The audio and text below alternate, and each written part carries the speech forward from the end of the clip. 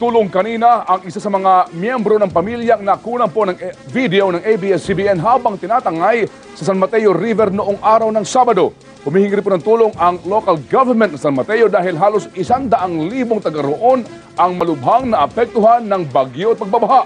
Live mula sa San Mateo, Rizal, nagpapatrol Ryan Chua.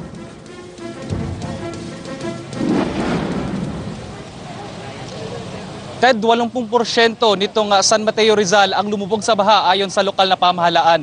Matinding hirap ang dinanas nitong mga residente rito, kabilang yung mga taga-ibang lugar na napadaan lang dito habang tangay ng malakas na agos ng tubig. Sa mga piraso ng yero ng kanilang bubong, isinugal ng mga taong ito ang kanilang buhay habang tinatangay sila ng rumaragas ang ilog ng San Mateo. Pero paglampas sa tulay, wala na ang mga nakatuntong sa bubong.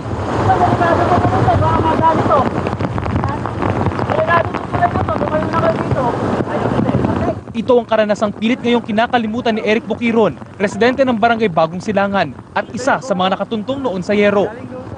Kanina, dumating siya sa ABS-CBN kasama ang isang kaibigan para humingi ng tulong mahanap ang kanyang asawa at 2 anak.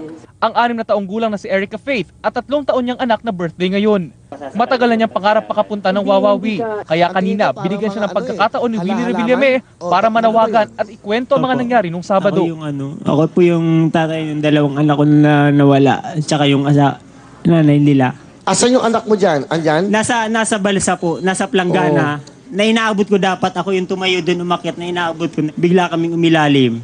Sabi ni Eric, nahirapan na silang lumikas dahil mabilis na tumaas ang tubig. Biyernes ng gabi, di kami makatulog mag-asawa. Maya-maya yung silip namin sa labas ng bahay. Alas 8 lang, hanggang dibdib na yung tubig. Pinasundo kami ng kapatid ko dun sa 4 kong pinsan na kasama ko doon. Tapos po yung lubid na dalan nila. Hindi umabot nun para makalabas kami dun sa lugar na yon. Ayaw nang bumalik ni Eric ng San Mateo. Suko na dahil hindi pa rin nakikita ang kanyang mag-iina makalipas ng 2 araw. Sa tala ng lokal na pamahalaan, halos 100,000 ang malubhang naapektuhan ng hagupit ng bagyong Ondoy. Karamihan sa kanila, nasa 15 evacuation center ngayon. May ilan pa na napilitan ng mamalimos sa daan. Patuloy naman ang pagdating ng tulong para sa mga biktima.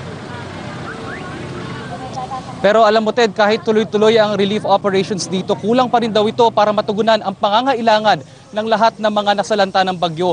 May ilan pa nga na posible pang hindi maabutan ng tulong kasi pinili nilang bumalik sa mga bahay nila at manatili roon. At alam mo Ted, hirap na hirap ang mga residente rito at ayon kay Mayor Rafael Diaz, nangangailangan pa rin daw sila ng mas maraming damit, pagkain at mineral water. Ted? Salamat, Ryan Chua.